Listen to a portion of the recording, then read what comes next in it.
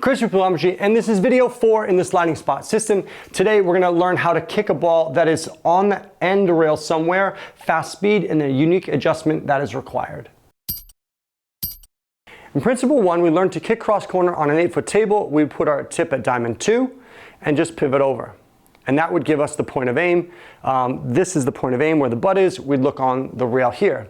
And in principle 3, we learned that if the the object ball is away from the rail, we would just sort of transpose this location here, right? So we just sort of move behind that ball. But now in this video, we're going to think about the object ball moving up the rail. And we have a new problem, right? The new problem, previously, the new problem was this distance has changed. We moved that way, so we just shifted behind it. So here, we have to move in a different direction. If the ball moves up this way, now, this point has to get closer to the table. But how much closer does it have to become? And it's 80%. So what I need to get 80% of this distance. I need to go closer. So it's kind of like a two-way. So if this ball moves this way, the tip has to move that way by 80%. Here, I'm going to show you my trick because 80% is not a calculation many people are doing in their head. They're certainly not going to say, okay, it looks like we're approximately 1.3 diamonds, 1.3 times 0.8, and then we're going to add that to diamond. That's not going to work in live play, but I have a system that can work, and it's based around the Pythagorean theorem. So what I'm going to show you, what I would do, I'm going to put my tip to the back of the ball, don't touch that ball obviously, and I'm just going to pinch at the rail. Now this is called the basis. This is 100% of the distance that I need to base the adjustment off of. And I need to make this become 80%.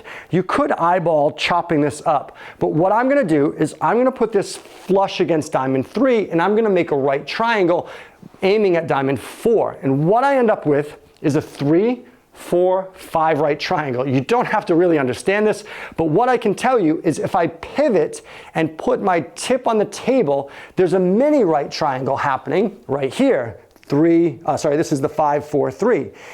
5, 4, well, 4/5 of 5, 4/5 of something is 80%. So what I would do is I would pivot, I'd put my tip on the table, and I would come perpendicular. And now I have 80%. Let me show you that again. So what I would do is I'd pinch this distance. It looks ridiculous, I know. I'd pinch this. I'd come over to a diamond 3. I'd go over and down. And now I have 80%. And now this is now how much shorter I need to be. So instead of putting my tip at diamond 2 for an 8-foot table, I would put my pinch at diamond 2 for an 8-foot table. And now this is the point of aim, just like that.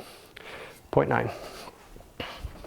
Fast speed center ball hit. Again, this is meant to hit a direct hit on the one. So at this point, I'm not actually trying to cut the ball in. I'm just trying to hit the one with kind of a full hit fast speed center ball hit.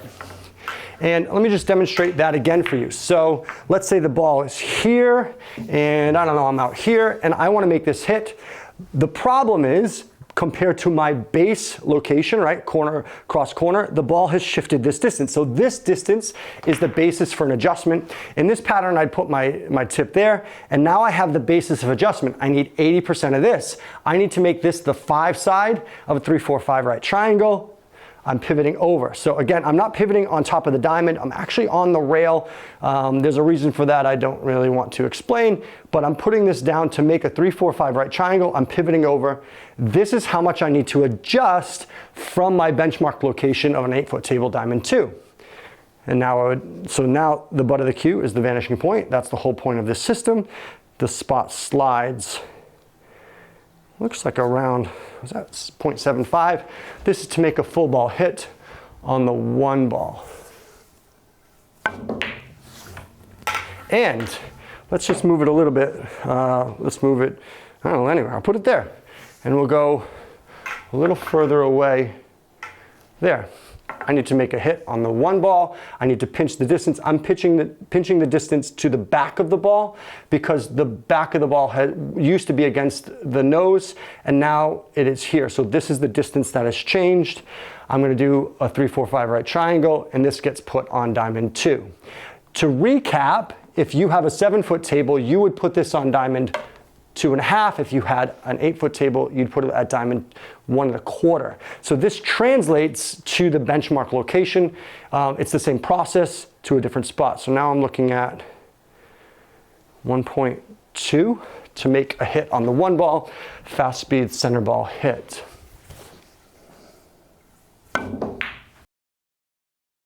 Of course, in this scenario where you're kicking at a ball that's on the end rail, now I'm showing you the calibration of how to hit a full ball. So you want to make a full ball hit on this. That's how we're going to calibrate. But this often isn't our goal on this specific pattern. It's helping us understand how to aim, but it's not necessarily going to pocket this ball because that would hit a full ball. So let me think instead of where the cue ball needs to be. If I want to bank for a full ball hit, that's not going to pocket the ball. So I need to imagine the cue ball actually coming into the ghost ball location. So instead of imagining the cue ball to overlap the 1 as my basis for my aim, I want to measure the idea for the cue ball actually becoming a ghost ball to pocket the 1. That means I wouldn't measure to the back of the object ball. That would be for a full ball hit. But if I want to clip the back end of it, I would want to measure for hitting the back of the ball because that's where a ghost ball would be. So let me just roll that out again and we'll try to make the 1 on a kick shot, not to hit it full, but to pocket the ball. So I'm going to measure from the nose to the back of the ball. The back of the ball being the beginning of a ghost ball. I'm going to do my 80% and I'm going to line up on diamond 2 because this is an 8-foot table and pivot over.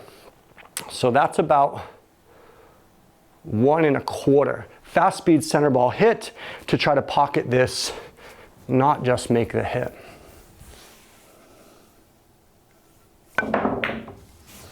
Almost.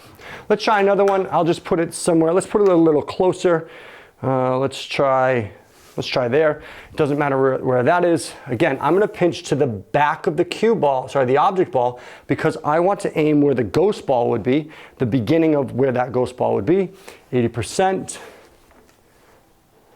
and pivot over. The beauty of this is it's going to give you a really good attempt without, I know you're thinking, but you're not like estimating. You're actually doing a mathematical process in order to figure out where to aim. Come on. And let's just aim at another one. We'll aim at this one here. And pinch, back of the ball.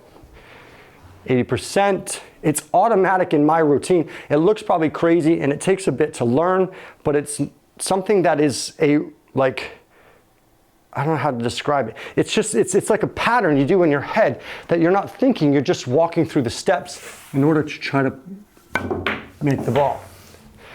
I almost forgot to mention that if you are shooting this sort of same pattern where you need to make a hit on a ball that is up the end rail, but again, your line of aim is less than 45 degrees, this goes back to principle 2, we would need to make another quarter diamond adjustment. You got all this? It's not too bad once you memorize one piece at a time. So now I need 80% of this. You could visualize it. I still will do a little triangle.